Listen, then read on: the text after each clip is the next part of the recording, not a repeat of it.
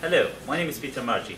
Today we're going to show you how we created automatic test equipment to measure the DCIV characteristics for a junction field effect transistor using National Instruments test and measurement platform.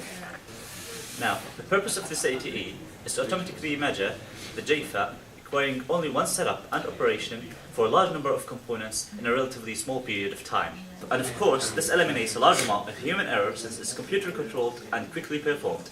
ATE is widely used in the electronic manufacturing industry to test electronic components and systems. It's also used in applications like radars and wireless communications. Moving to our setup here, to measure the DCIV characteristics, we will sweep the voltage between the gate and the source from negative 2.5 to 0 volts off step of 0.5 volts using the MIDAC analog output A00. We will also sweep the drain source voltage from 0 to 6.2 volts in 16 equal steps using the summing amplifier. And in each step in voltage of VGS and VDS, we measure the current from the drain using the digital multimeter on the MIDAC, which is connected to the PC. And of course, everything is grounded using the breadboard. Now, moving to the LabVIEW application. The code is set up to initialize and measure the DCIV of a transistor. Here is the code. It is an event-driven state machine whereby it requires user input to select the operation that it carries out. We first define some variables which are used to save data into. This is the data highway. Next, we create an array of values from minus 2.5 volts to 0 volts in steps of 0.5 volts.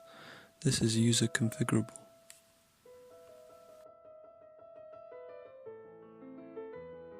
For each value of VGS, a binary count of 0 to 15 creates a digital output which is fed into the summing amp, generating a VDS voltage of 0 to 6 volts. For each voltage, the current IDS and voltage VDS is measured and plotted into an XY graph.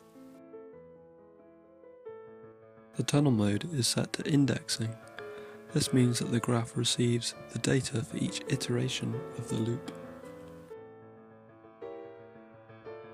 The data is also stored in the data highway, writing each value of current and voltage into an array.